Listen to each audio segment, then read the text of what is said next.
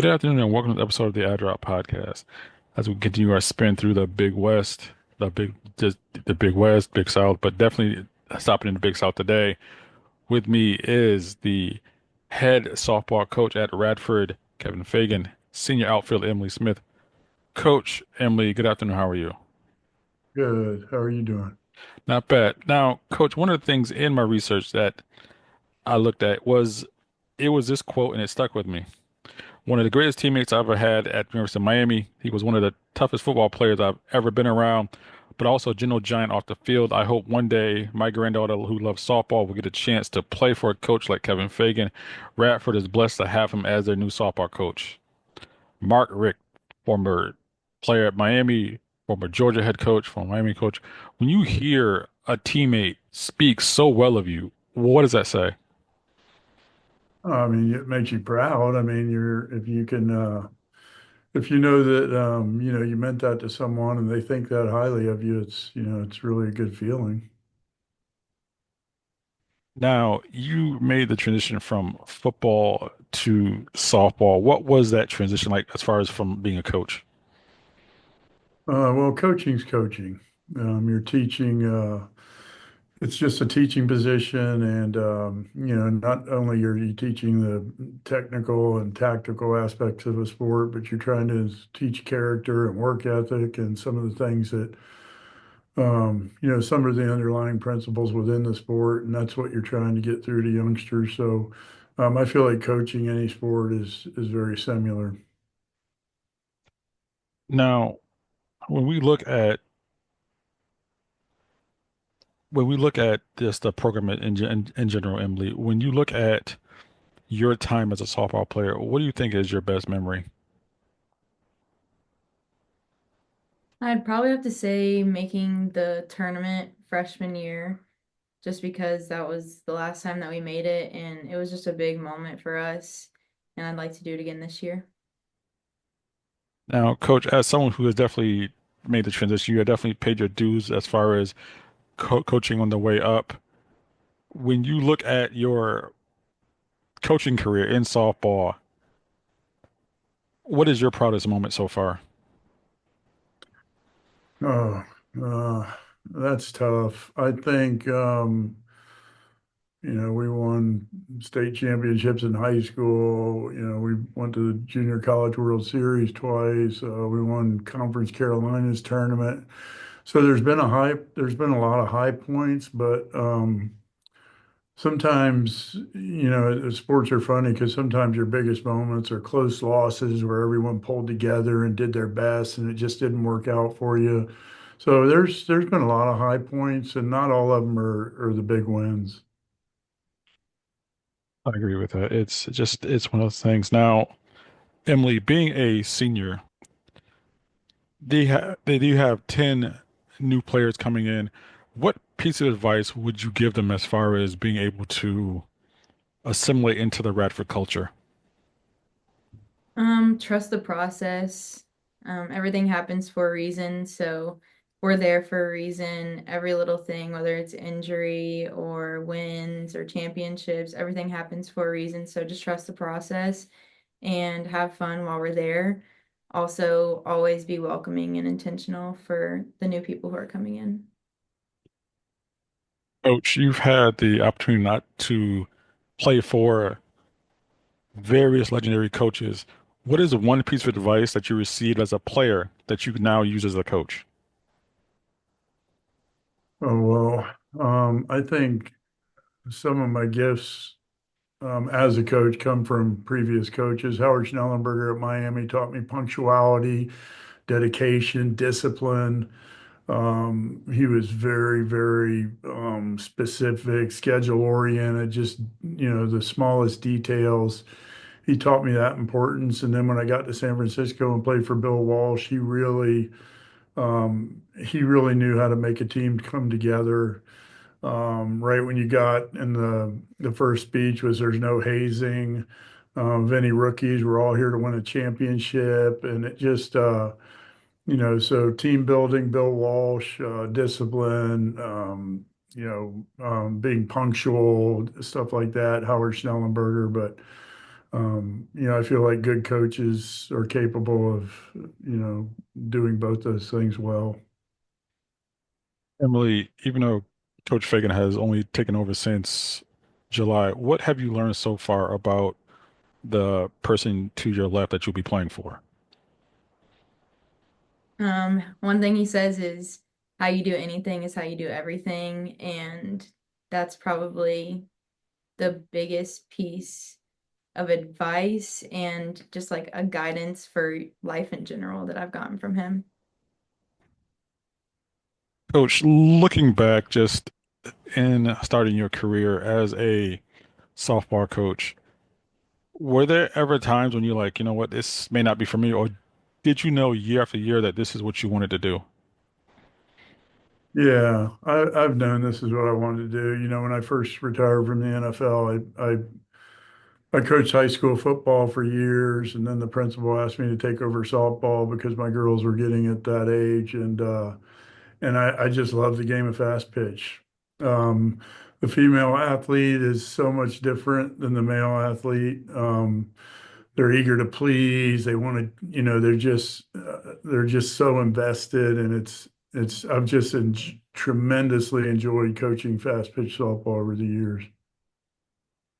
Emily, what makes the Big South such a difficult conference as far as a competition level? I would say we're all on a pretty similar level. So it can get very competitive, and I think that going into each conference series, it's a toss up. You don't, one team could win or the other could win. So I think just being at the pretty much the same level of play as everybody. Coach, we know that when coaches recruit, they want the speed, the strength, all the measurables, but what intangible quality must a player have to be able to suit up for you? Well, we look for competitors, first and foremost. So I'm not big on size and some of those things. Of course, we all like kids that can run. But overall athleticism. But usually, when you're recruiting the dirtiest kid on the team, the kid that gets a little chippy when they strike out, those are the kids that are your competitors, and that's what I look for more than anything, are just kids that compete. Emily, when you hear that competitive aspect and the competitive piece to what Coach Fagan wants to accomplish there, when you meet opponents or just being able to kind of be on the same field as opponents, can you automatically kind of sense that they may or may not have that competitive streak? I think it depends. Probably for some people, yes, because, from the moment some people walk into a field or an indoor facility, you kind of see, okay, they got their game face on, or then some teams just cut loose and cut up before games. So I would say sometimes you can tell, but not all the time. Coach, looking at the just the technical aspect and just to be able to kind of bring the football mentality to the softball field. So far, from what you've seen of the players, have they started to embrace it and kind of see where you're trying to go with it? Yeah, absolutely. Yeah, I think they've really bought in. I know they feel like we're working hard. Our goal is to outwork all our opponents. I think they bought into that. It's a good group overall. I mean, they seem like hard workers. They get along, no problem. So, yeah, I think they bought in. I tell them, everyone wants to be good, but not everyone wants to work to be good. So, I think they've done an excellent job, in the fall and early in the spring at just working hard, listening, doing, just doing what they're required to do to be good. Emily, being a one of the leaders on the team and kind of looking back, how happy are you to know that even after you graduate, the program is definitely in good hands with Coach Fagan? I couldn't be happier for the future players and the players that I've played with. It's a change, and it's a change for the better. and they have a lot to look forward to. And I pray that they, just make it as far as they can each year and just get better and better. Coach, you've won Super Bowls, as you mentioned. You've won games. You played at the highest level, but yet, in my research, everyone I've talked to said you are the most humble person they will ever meet. How do you manage to maintain that sense of humility? My Lord and Savior Jesus Christ. I mean, all this stuff we do is on Judgment Day, none of it matters. So how you impact lives and how you invest in people that you're coaching or just in general is what matters. So you got to keep that perspective and I think that in itself will keep you humble. Emily, being from Florida, is there a place back home that you wish that you could get a plate of food from, and what would be on your plate? That's a good one. I'd probably say Fred's. It's a place we have in my hometown, Plant City, and it's buffet style. They've got anything you could imagine, fried chicken, mashed potatoes, just homegrown food. And that's probably the place that I would say probably more than one plate, but we'll go with one. Oh, same question for you. Being from Florida, is there a place back home you wish that you get a plate of food from, and what would be on that plate? Yeah. I was praying you'd ask me that question. I would go to Joe's Stone Crabs down in South Florida, Miami, and I would gorge myself on stone crabs. What sides would you have with the crab? Or just be crab and nothing else? Um, no, I might have some of their hash browns, but mostly crabs. There you go. Coach, another question for you.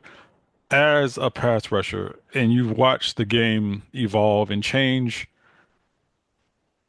what do you think is the biggest change in being able to rush the passer? Well, yeah, the game's changed a lot. I mean, we used to hit the quarterback after a step or something. That's all changed now. One of the biggest things in football that bothers me is the pass rushing has gotten better. I mean, I mean, it's really advanced. So I feel like that part of the game has gotten better, and it's one of the few parts that's gotten better. But the fact that you can't go low on people anymore, I watched the game the other day and a cornerback hit a 300-pound guy coming right at him, hit him low, an offensive lineman that was pulling on a screen and he got flagged for it. I was like, come on, let's go back to making guys wear thigh pads and knee pads and letting people hit people low and stuff like that. Just a lot of games changed, not for the better, in my opinion.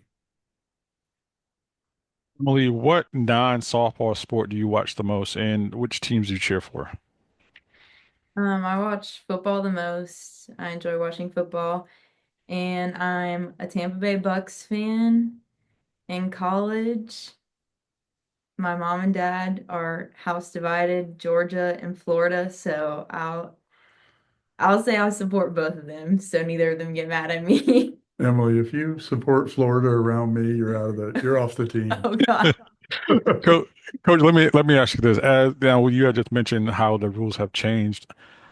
I don't even know what a catch is at this point. I don't know what a catch is, and as a former player, just watching, to me, it seems like certain quarterbacks will be able to draw that flag, even though if it's like a half a step, even though if you hit them here, they're still going to draw the flag. As a defender, how annoying is that to watch? Well, and it's not only that. I mean, that it happens there. I mean, we've seen and it started in soccer, right? The All that started in soccer, and then it got to basketball, and now it's in football. I mean, the quarterbacks, punters, taking making stuff look worse than it is. And then I see defensive linemen doing it now. They're rushing the passer, and all of a sudden they start, you know, they fall to the ground and start, telling the referee they've been held instead of finishing their pass rush because they're trying to get the flag. It's just strange, man. I don't understand it. Like if you're a competitor, you're getting held and you're still trying to get to the quarterback and whatever. And I mean, I mean, I have no respect for anyone that flops in any sport. So mean, it's just one of those things. The head coach of Radford softball, Kevin Fagan, senior outfielder Emily Smith. Thank you so much for joining us on this episode of the Ad Drop Podcast. Thank Thank you you. for having us.